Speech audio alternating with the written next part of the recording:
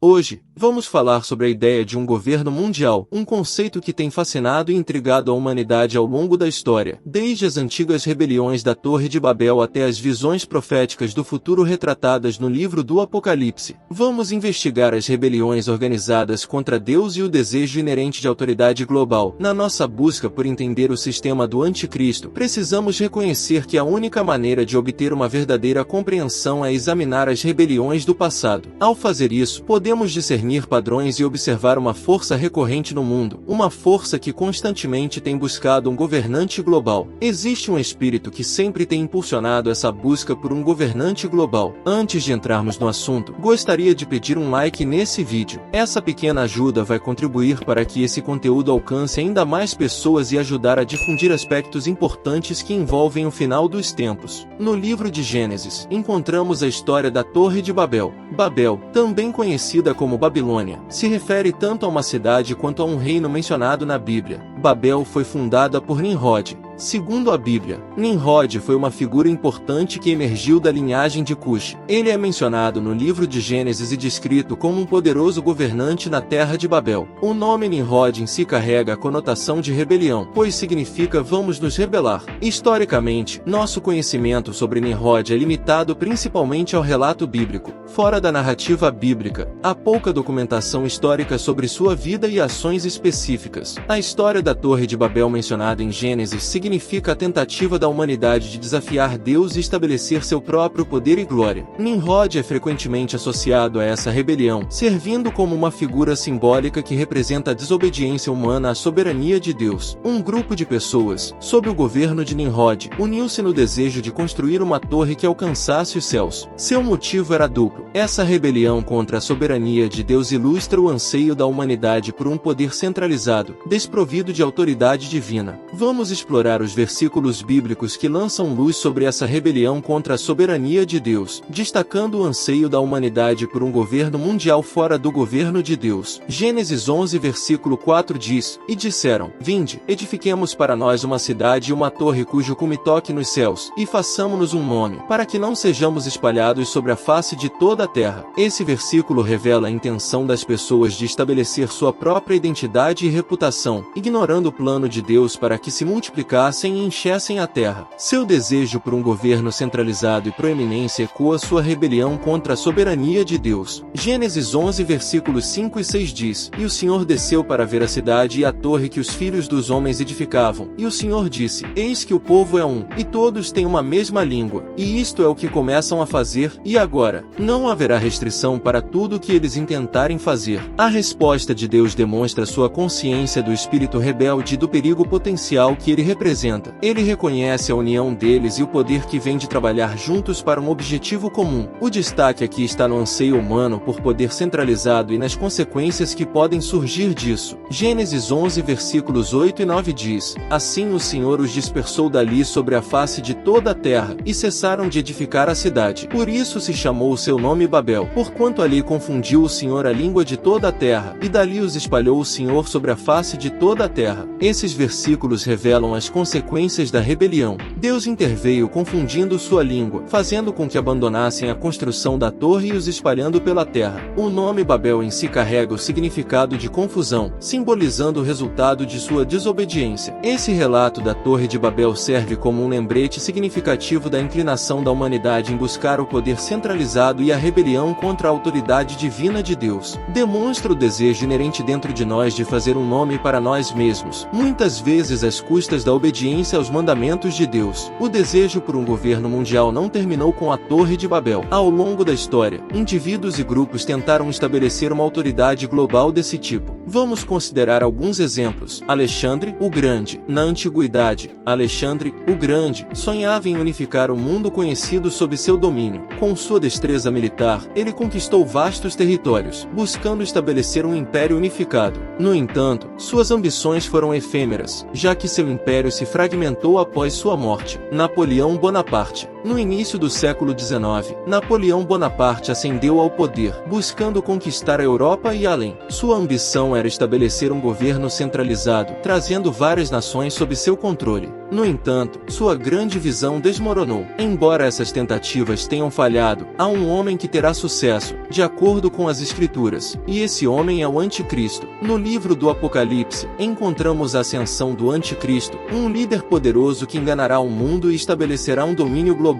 Apocalipse capítulo 13 pinta um quadro de um governo mundial sob seu reinado, onde as pessoas serão coagidas a adorá-lo e seguir sua agenda profana. Existe um espírito que sempre tem impulsionado essa busca por um governante global. Esse espírito não é outro senão o espírito do Anticristo. Agora vamos examinar de que forma o espírito do Anticristo está preparando o mundo para a chegada e o governo do Anticristo. O trabalho do Anticristo já começou, mas as pessoas não o percebem. 1. Falsas doutrinas e engano. O espírito do Anticristo promove falsas doutrinas e engana as pessoas, afastando-as da verdade da palavra de Deus. Ele distorce e nega as doutrinas essenciais do cristianismo, incluindo a divindade de Jesus Cristo e sua obra redentora na cruz. No seu cerne, o espírito do Anticristo tenta desviar as pessoas de Jesus Cristo e da cruz de Cristo, pois sem Jesus Cristo não há salvação e sem a cruz de Cristo não há salvação. Ao longo da história, o espírito do Anticristo tem trabalhado incansavelmente para semear sementes de confusão e engano, desafiando as verdades fundamentais da fé cristã. Ele estrategicamente emprega falsas doutrinas que minam a divindade de Jesus Cristo, negando sua divindade e a importância de sua obra redentora na cruz, tentando diminuir Jesus Cristo a ser apenas um profeta, ou apenas um homem bom, ou apenas um fazedor de milagres. No entanto, o espírito do Anticristo tenta minar a divindade de Jesus Cristo, negando sua divindade e a importância de sua obra redentora na cruz. A Bíblia nos adverte sobre o surgimento de falsos mestres e doutrinas enganosas. 1 João 4 versículo 3 diz: "E todo espírito que não confessa que Jesus Cristo veio em carne não é de Deus, mas este é o espírito do Anticristo, do qual já ouvistes que há de vir, e eis que já está no mundo." 1 João 2 versículo 22 diz: "Quem é o mentiroso, senão aquele que nega que Jesus é o Cristo? Esse mesmo é o Anticristo, esse que nega o Pai e o Filho." Esses versículos enfatizam a necessidade de discernimento e uma base firme na verdade da palavra de Deus. O espírito do Anticristo busca desviar as pessoas, distorcendo a natureza e o propósito de Jesus Cristo. Ele pode propagar ensinamentos que reduzem Jesus a apenas um grande mestre ou um exemplo moral, negando sua natureza divina como Filho de Deus. No entanto, devemos proclamar firmemente a verdade bíblica de que a salvação é encontrada exclusivamente em Jesus Cristo e em sua obra sacrificial na cruz. A Escritura é clara de que não há outro caminho para a salvação além de Jesus. Atos 4 versículo 12, e que ninguém pode chegar ao Pai senão através dele. João 14 versículo 6. 2. Oposição aos padrões morais de Deus. O espírito do Anticristo promove valores e comportamentos que vão diretamente contra os padrões morais de Deus, conforme revelados nas Escrituras. Ele encoraja a imoralidade, o relativismo e a rejeição da verdade absoluta. Ao longo da história, o espírito do Anticristo tem trabalhado influenciando o mundo com uma visão distorcida e valores que desafiam os padrões morais de Deus. Ele promove uma cultura de imoralidade e busca erudir os fundamentos da verdade absoluta encontrada nas Escrituras. A Bíblia nos adverte sobre a prevalência da imoralidade e a rejeição da verdade absoluta em 2 Timóteo 3 versículos 1 a 5. Sabe, porém, isto, que nos últimos dias sobrevirão tempos trabalhosos, pois os homens serão amantes de si mesmos, gananciosos, presunçosos, soberbos, blasfemos, desobedientes a seus pais, ingratos, ímpios, sem afeição natural, implacáveis, caluniadores, incontinentes, cruéis, sem amor para com os bons, traidores, obstinados, orgulhosos, mais amigos dos deleites do que amigos de Deus, tendo aparência de piedade, mas negando a eficácia dela. Destes afasta-te. Romanos 1 versículo 25 diz: "Pois mudaram a verdade de Deus em mentira, adorando e servindo a criatura em lugar do Criador, o qual é bendito eternamente." Amém. O espírito do Anticristo encoraja uma mentalidade de relativismo, onde a verdade é considerada subjetiva e as preferências pessoais ditam as escolhas morais. Elimina a crença na verdade absoluta, que está fundamentada na palavra imutável de Deus. No entanto, como crentes, somos chamados a manter os padrões morais de Deus e abraçar a verdade absoluta encontrada nas Escrituras. Segundo Tessalonicenses 2 versículos 3 e 4 diz: 2: Ninguém, de maneira alguma, vos engane, porque não será assim sem que antes venha a apostasia e se manifeste o homem do pecado, o filho da perdição, o qual se opõe e se levanta contra tudo que se chama Deus ou é objeto de adoração, a ponto de assentar-se no santuário de Deus, ostentando-se como se fosse o próprio Deus. Devemos evitar a influência do espírito do anticristo, que busca minar a influência da igreja e prejudicar a proclamação do evangelho, infligindo perseguição aos crentes. Essa perseguição pode assumir diversas formas, incluindo perseguição física, social e emocional. Os crentes podem enfrentar discriminação, hostilidade e até violência por causa de seu compromisso com Cristo. No entanto, Jesus nos encoraja a permanecer firmes e encontrar esperança em meio à perseguição. Mateus 5 versículo 10. 3. Perseguição dos crentes. O espírito do anticristo promove hostilidade e perseguição contra os seguidores de Cristo. Ele busca silenciar e marginalizar os crentes, dificultando a propagação do evangelho e minando a influência da igreja. Ao longo da história, o espírito do anticristo se manifestou em diversas formas de perseguição contra os crentes. Ele trabalha para criar um ambiente de hostilidade, onde seguidores de Cristo são alvo de opressão e perseguição por causa de sua fé. Essa perseguição tem como objetivo silenciar a mensagem do evangelho e prejudicar o avanço do reino de Deus na terra. A Bíblia nos alerta sobre a realidade da perseguição que os crentes enfrentarão. Segundo Timóteo 3 versículo 12 diz: E também todos os que piamente querem viver em Cristo Jesus padecerão perseguições. João 15 versículo 20 diz: Lembrai-vos da palavra que vos disse: O servo não é maior do que o seu senhor. Se a mim me perseguiram, também vos perseguirão a vós. Se guardaram a minha palavra, também guardarão a vossa. O espírito do anticristo busca minar a influência da igreja e prejudicar a proclamação do evangelho, infligindo perseguição aos crentes. Essa perseguição pode assumir diversas formas, incluindo perseguição física, social e emocional. Os crentes podem enfrentar discriminação, hostilidade e até violência por causa de seu compromisso com Cristo. No entanto, Jesus nos encoraja a permanecer firmes e encontrar esperança em meio à perseguição. Mateus 5 versículo 10. Se você gostou desse conteúdo, inscreva-se no canal e ative as notificações para continuar acompanhando os nossos vídeos. Até a próxima!